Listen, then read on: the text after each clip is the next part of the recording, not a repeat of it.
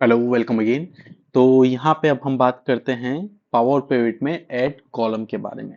तो पिछली हमारी क्लास में हमने होम सेक्शन पूरा देख लिया था एंड ट्रांसफॉर्म पूरा देख लिया था। अब आगे हमारा आ जाता है ऐड कॉलम। तो बेसिकली यहाँ पे जो भी कमांड है वो सब कॉमन कमांड है जो आप ट्रांसफॉर्म में भी ऑलरेडी देख चुके हैं। तो इसमें एंड ऐड कॉलम वाले कमांड में फर्क क्या है वो आपको मैं बता देता हूँ। तो जैसे कि यहाँ पे ट्रांसफॉर्म में भी आपने देखे होंगे कि बहुत सारे यहाँ पे कुछ नंबर कॉलम आपको देखने के लिए मिल जाते हैं।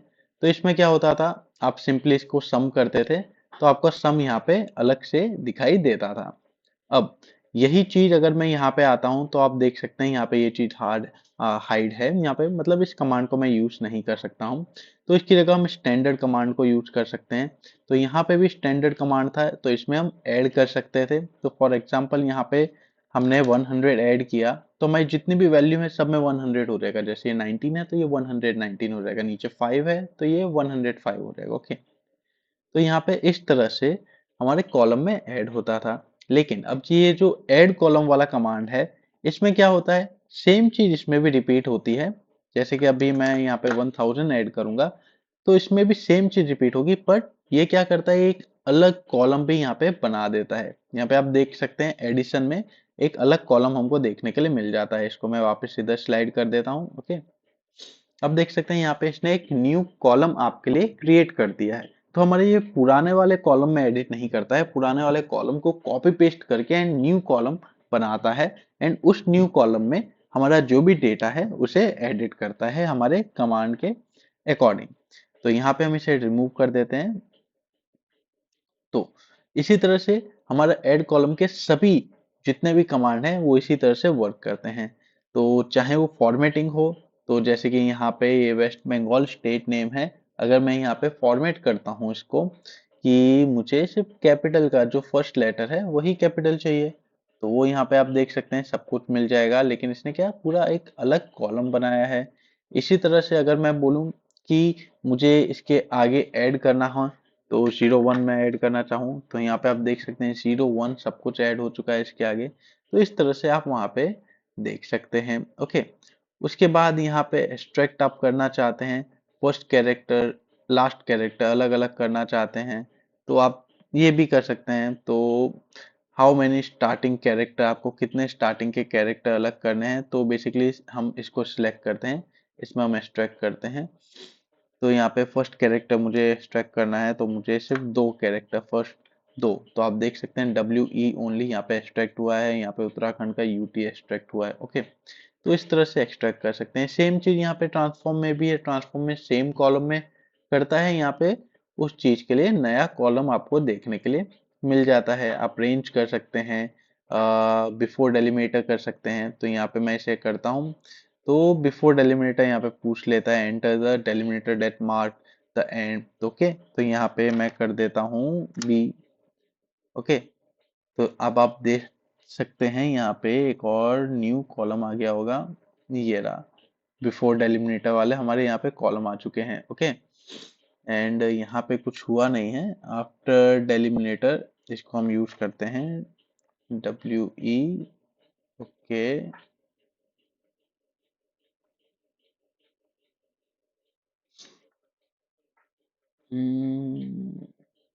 इसको हम सब कैंसिल कर देते हैं एंड अगेन हम इसे यूज करते हैं डेलिमिनेटर टेक्स्ट बिटवीन। ओके, तो टेक्स्ट बिटवीन में मैं यहाँ पे एक W लिख देता हूँ एंड यहाँ पे मैं T लिख देता हूँ। तो अब यहाँ पे देखते हैं। ओके, तो ये यहाँ पे भी वर्क नहीं कर रहा है, मे बी कुछ एरर की वजह से कि यहाँ पे जैसे मैं W एंड T लिख रहा हूँ। तो बेसिकली डेलिमिनेटर वर्क किस तरह से करता है वो आपको मैं बता देता हूँ। इसमें क्या होता है कि जैसे मैं लिखता हूँ कि मुझे वेस्ट के बाद वाला वर्ड चाहिए, तो वहाँ पे वेस्ट के बाद वाले जितने वर्ड होंगे वहाँ पे सब आ जाएंगे। ओके यस, यहाँ पे ये इसलिए वर्क नहीं कर रहा है क्योंकि यहाँ पे वेस्ट के बाद कुछ ही लिमिटेड वर्ड हैं जिसमें वेस्ट के बाद आगे भी कुछ लिखा हुआ है एंड बाकी सब में आप देख सकते हैं उत्तराखंड है, उत्तर प्रदेश है, इसीलिए अलग अलग वर्ड आ रहे हैं, इसलिए वहां पे ये कमांड वर्क नहीं कर रहा है।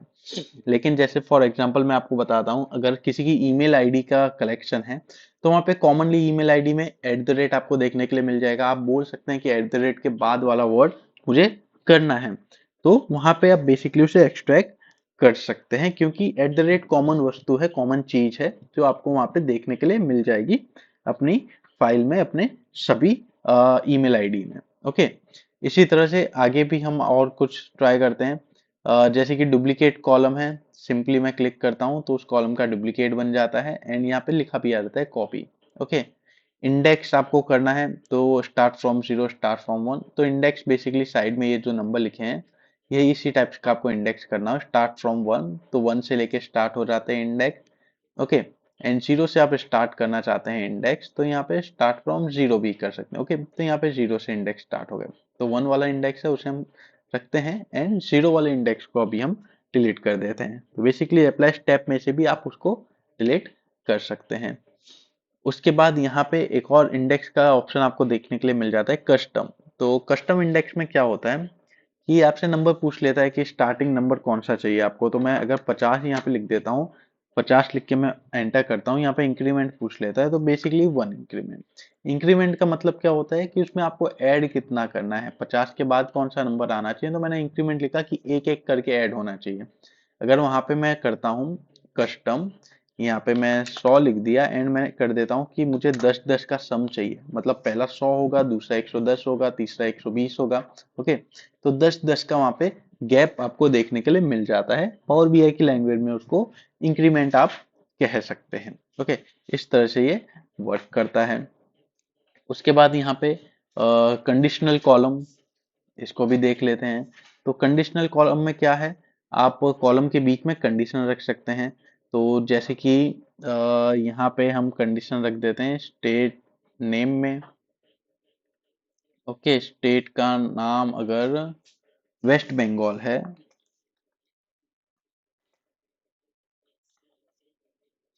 तो हमें आउटपुट चाहिए ओके। ओके, ठीक है।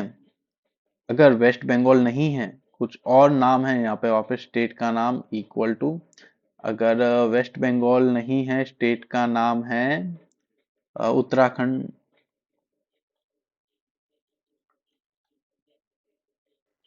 तो यहाँ पे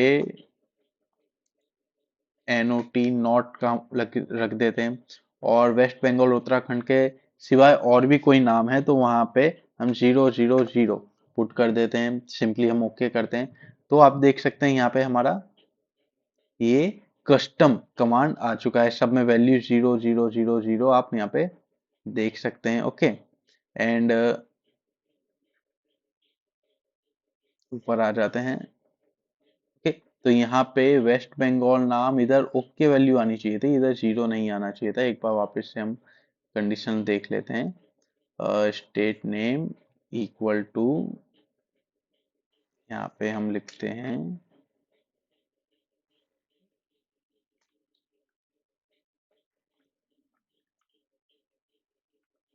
वेस्ट बंगाल एंड, तो आउटपुट हमारे पास होना चाहिए ओके। ओके, तो यहाँ पे नल क्यों आ रहा है वो मुझे समझ नहीं आ रहा। एक बार हम देख लेते हैं स्टेट नेम हमारे कहाँ पे।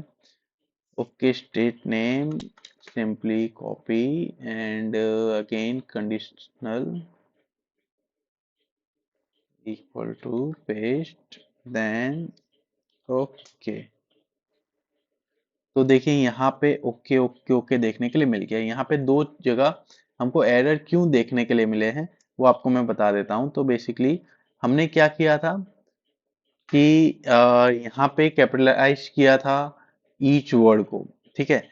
एंड हमारा जो स्टेट नेम है उसमें पूरा कैप लॉक में लिखा है, अपर केस में पूरे नाम लिखे हुए हैं।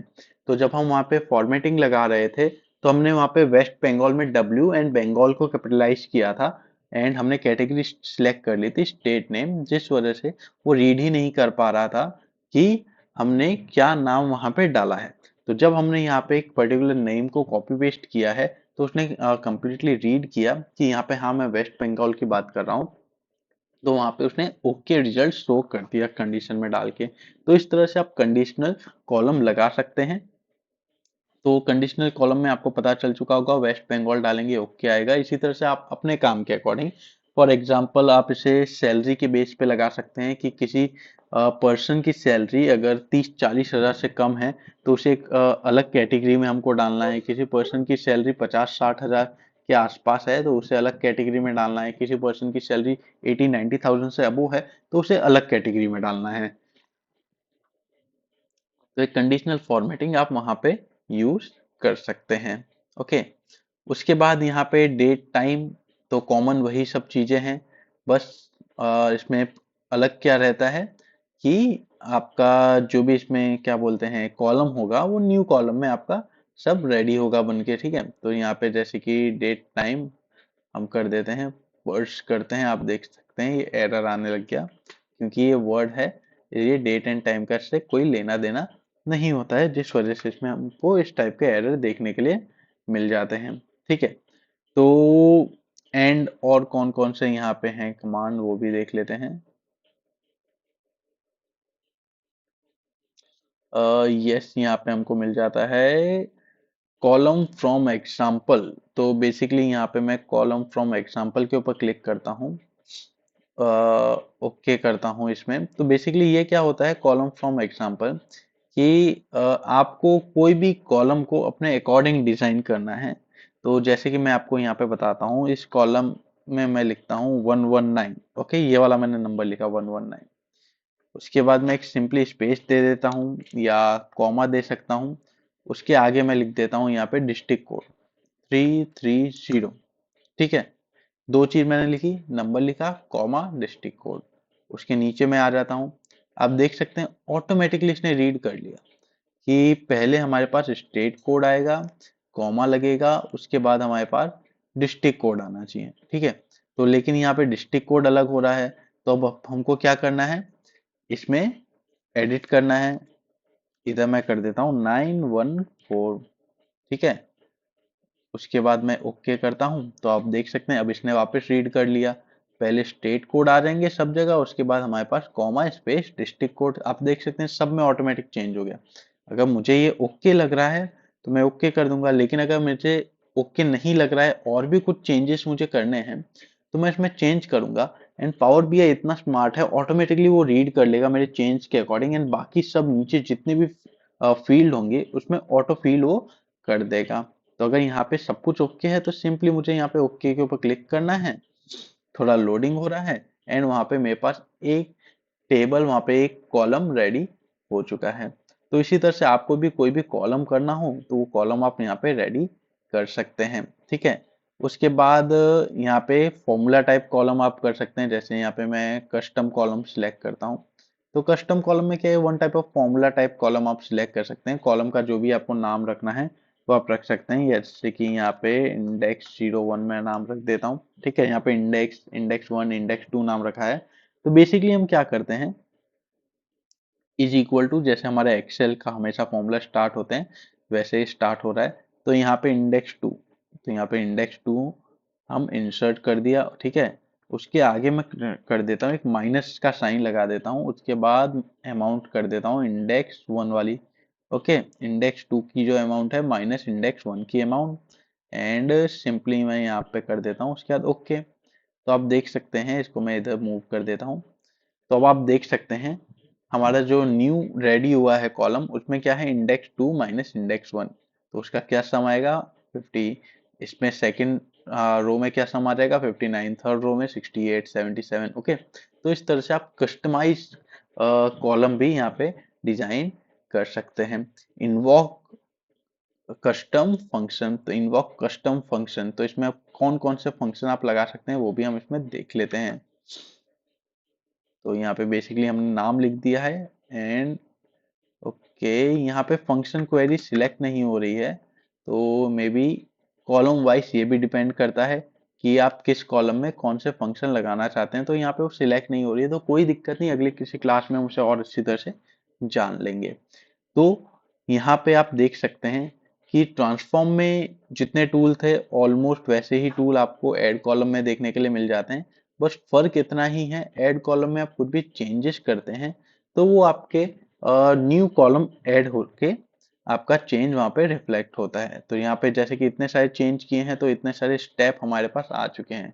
अब आपको कोई प्रीवियस चेंज निकालना हो तो सिंपली उसका स्टेप आप कट करके उसे डिलीट कर सकते हैं, तो वो वाला चेंज आपके वहाँ पे निकल जाएगा। ओके, तो इस तरह से आप उसमें चेंजेस कर सकते हैं। उसके बाद यहाँ पे सिंपली व्यू का फॉर्म आ जाता है, तो व्यू में जैसे भी आप इसे देखना चाहते हैं वैसा कर सकते हैं। टूल में नॉर्मल स्टेप आ जाते हैं जिनको भी अब जरूरत नहीं है आपको अभी सीखने की। उसके बाद हेल्प में अगर कोई भी डेटा के रिगार्डिंग या सॉफ्टवेयर के रिगार्डिंग कोई भी आपको हेल्प चाहिए होती है तो यहाँ पे इन सेक्शन से आप इजीली ले सकते हैं। ठीक है, तो अभी कोई साइंटिफिक फॉर्मूलाज जो भी आप करना चाहते हैं वो आप कर सकते हैं। पावर स्क्वायर आप निकालना चाहते हैं तो स्क्वायर निकाल के देख सकते हैं। ओके, तो जो भी आप कॉलम सिलेक्ट करके रखते हैं इसका स्क्वायर आ जाता है। यहाँ पे मैंने इंडेक्स का कॉलम सिलेक्ट किया था, इसे मैं मूव करता हूँ इंडेक्स कॉलम के बाजू में, तो वहाँ पे आप देख सकते हैं बाय डिफॉल्ट ये वाला कॉलम मेरा सिलेक्टेड था। मैंने साइंटिफिक में जाके पावर लगा दिया, स्क्वायर कर दिया, क्यूब करना चाहें क्यूब कर सकते हैं। तो आप देख सकते हैं 1 का स्क्वायर 1, 2 का स्क्वायर 4, 3 का स्क्वायर 9। ओके, तो यहाँ पे स्क्वायर हो चुका है। अगर आप इसे क्यूब करना चाहते हैं तो सिंपली साइंटिफिक में आके मैं यहाँ पे इसे क्यूब कर सकता हूँ। तो आप देख सकते हैं यहाँ पे क्यूब हो चुका है। इसको भी हम साइड में प्लेस कर सकते हैं। तो अगर आप स्टडी के लिए भी इसे आप यूज करना चाहते हैं, स्कूल कॉलेज के लिए भी, तो भी आप इसे डेफिनेटली यूज कर सकते हैं। पावर बीआई को आप अच्छी प्रेजेंटेशन दे सकते हैं, मैथ्स में से आप यूज कर सकते हैं। ओके, उसके बाद सेम इसी तरह से बाकी भी यहाँ पे आपको लॉजिकल सब फॉर्मूला देखने के लिए मिल जाएंगे, साइंटिफिक फॉर्मूलाज। एंड और कोई यहाँ पे टूल आई थिंक नहीं है, लगभग सब टूल हम कवर कर चुके हैं। यहाँ पे साइंटिफिक के जितने भी फॉर्मूलाज हैं आप ये इसे यूज कर सकते हैं। राउंडिंग ऑफ, अगर आपको नॉर्मली कोई भी डिजिट है उसके बाद डॉट 000 लगे हैं, बहुत सारे हैं, तो और राउंडिंग ऑफ आप कर सकते हैं कि मुझे सिर्फ डेसिमल एक ही चाहिए डॉट के बाद, या ज़्यादा चाहिए तो वो भी आप वहाँ पे कर सकते हैं। तो चलिए आज की क्लास के लिए बस इतना ही। हम मिलते हैं अपनी अगली पावर बीआई की क्लास में।